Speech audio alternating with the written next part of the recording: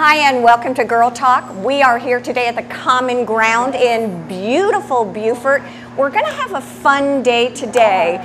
This is kind of a meet and greet for the three of us.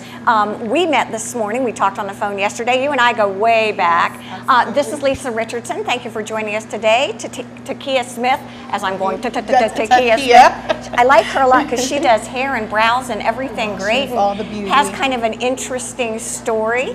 I'm going to start a little bit with you, if I can, about your story. I know that you're an author, but you also have a lot of other interesting things to share. Oh, just a little bit of everything, just a little bit. Yeah, I am in the beauty industry. I got into the beauty industry in 2010, and I tell people it was sort of a fluke, but it turned into what God's plan for my life intended to be.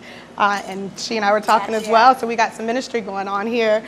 But I had a cleaning business for 10 years, got tired of that, and just decided, you know, hey, let me get into the beauty industry and just try to find something to do. And in the midst of going through all of that, I was actually dealing with some things personally in my life and some self-esteem issues, and it's kind of ironic that I ended up in the beauty industry because as the years have unfolded, I've been led to write a beauty column and author and publish 2 books and work in mentoring and ministry. So. Exactly. Well, and that's sort of not ironic, by the way. Right, and it's not.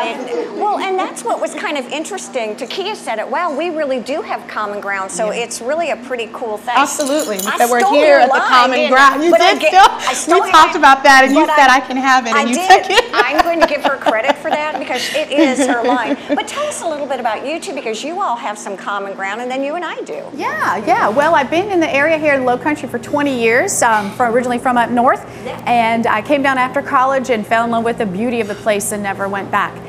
When I came down, I started in the hospitality industry, which we laughed about because we know a gazillion of the same people. Yes, apparently we were at the right place. The Hyatt, which is now the Marriott on the ocean front in Palmetto Dunes. Got involved there, had a wonderful experience.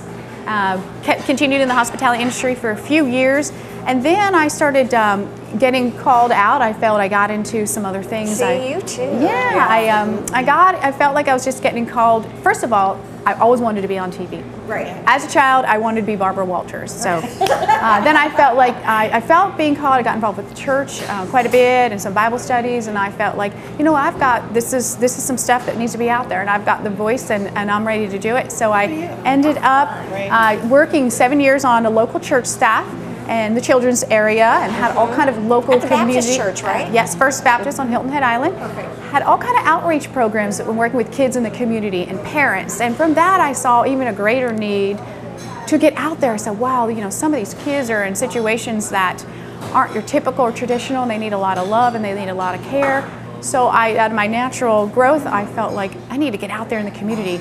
Started doing some volunteer things with Fellowship of Christian Athletes, which is a 60-year-old international sports ministry. And it goes to all the schools, right? Yes. And do you work with a specific age group or? Middle and high school. Okay. So I started doing some volunteering.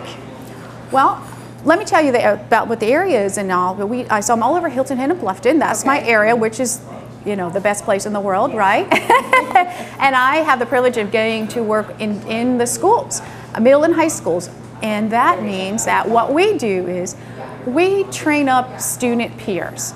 And we look for kids who want to be leaders and be peer mentors and show them, you know, how to overcome peer pressure. Show them how to lead from a biblical standpoint, Christian character traits, and they do all. I was going to ask how it all tied in. Yeah, and so every day in the schools, go ahead, do you have a question? We have organized morning huddles in all the schools.